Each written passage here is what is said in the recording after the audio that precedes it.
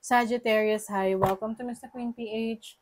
At ito ang inyong weekly reading for October 14 to 20, 2024. If you're interested in private readings, meron tayong links sa description at sa pinned comment.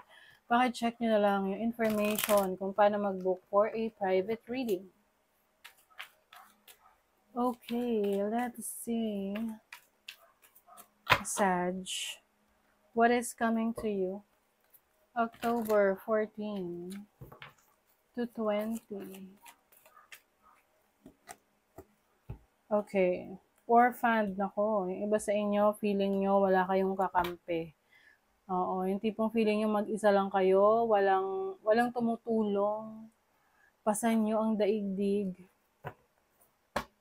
Pwede kasing nasa situation kayo na hinahayaan nyo na i-take advantage kayo ng iba.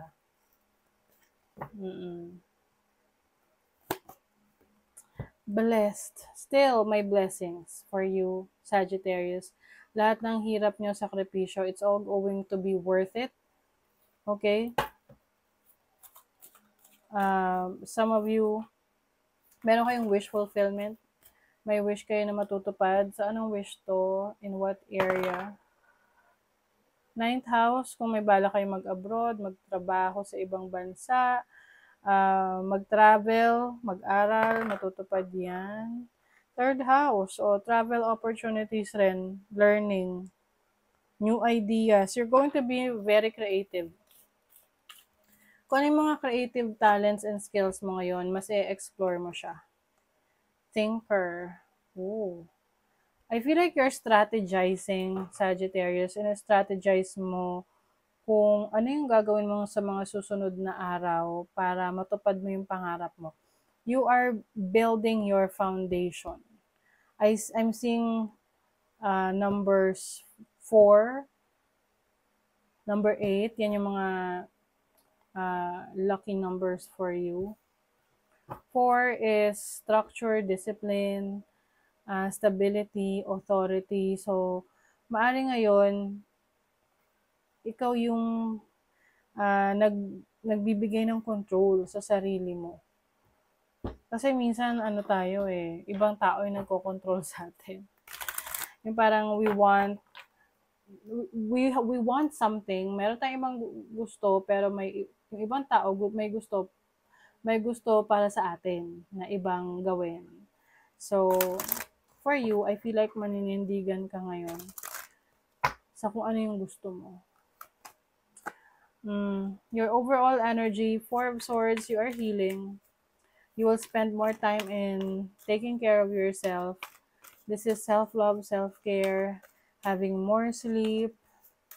I see you relaxing. Mas gusto mo ngayon makapag-relax. And you are going to be more connected sa iyong higher self. Some of you pwedeng mas magiging spiritual. Yung iba sa inyo, may mga gagawin kayong activities like yoga, meditation, to balance your energy. Your challenge, 2 of Cups. Some of you pwedeng sa relationship, magkaroon ng challenge.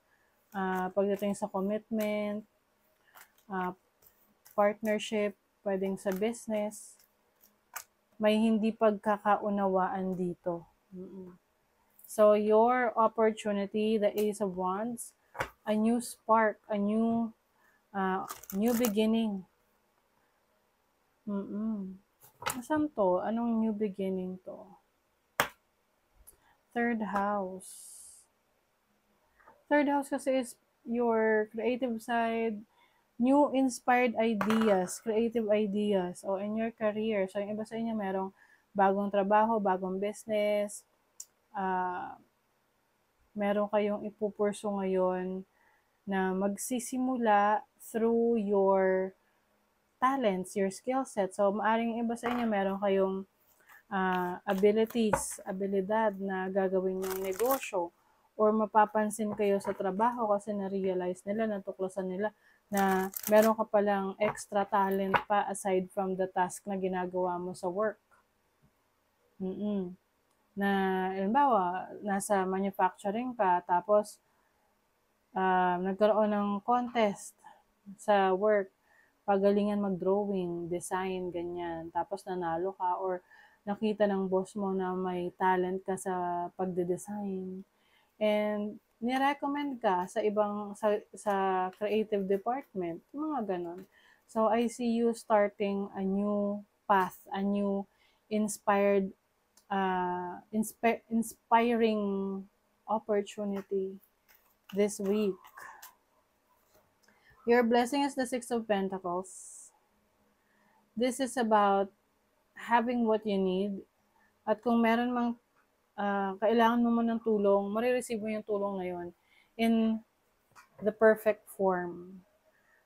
Some of you, mababalansa nyo na yung flow ng inyong finances, kaperahan ninyo. Kung noong mga nakaraan, medyo tight, medyo alanganin. So, ngayong week na to, mababalance out nyo na. Some of you, meron din kayo matutulungan na iba. Pwedeng kamag-anak or kung sino man na nangangailangan ng tulong financially. And once you do it, no, malaki man yan or maliit na halaga, meron siyang magandang balik sa'yo, like a blessing of abundance. Money, career, finances, you have the Seven of Cups. Meron ditong confused sa inyong trabaho and career path. Pwede kasing merong opportunity na nag-open sa inyo at iniisip nyo kung i-grab nyo ba yung opportunity na yan or magsistay pa rin kayo sa situation na meron kayo ngayon. Kaya lang yung iba sa inyo, hindi na kayo masaya sa situation nyo sa trabaho, sa career, sa business ninyo. And you want to try new things. Tapos, ito yung tipong meron kang current job, career, tapos meron kang in-applyan or sinubukan na ibang source of income, pagkakakitaan, trabaho. And then, may response na sa'yo ngayon. And it is a positive response. Kaya ngayon, naisip mo, gagawin ko na ba?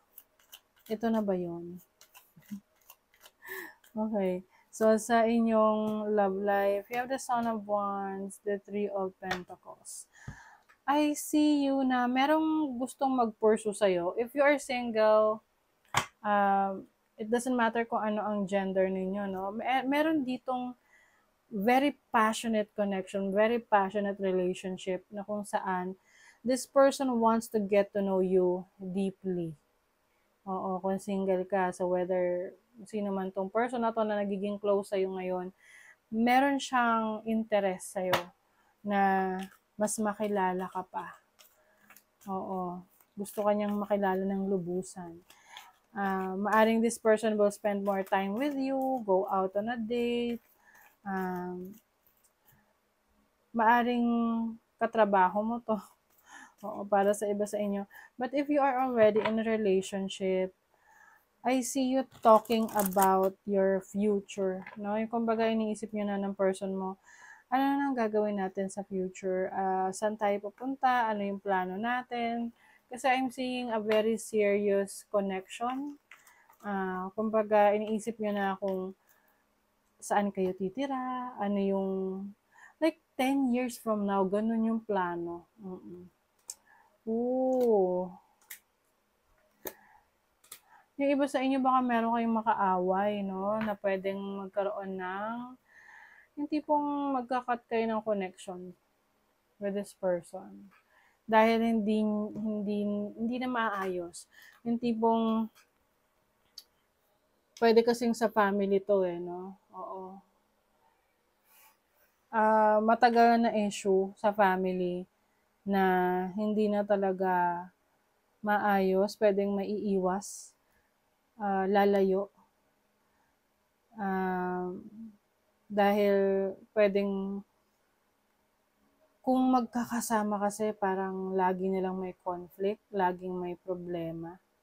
So much better na mag-iwasan. And I think somehow makaka-apekto to sa inyong